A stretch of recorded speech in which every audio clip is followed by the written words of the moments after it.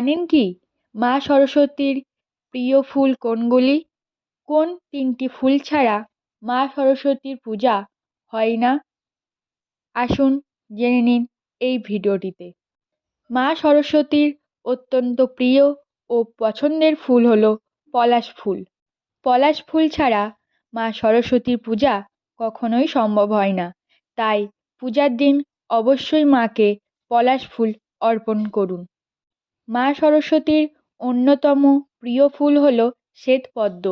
মাকে বেশিরভাগ সময়ই শ্বেতপদ্মের ওপর বসে থাকতে দেখা যায়।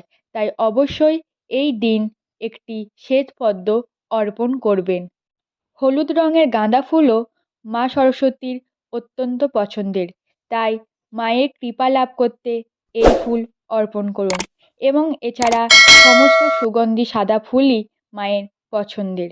জয় মা সরস্বতী।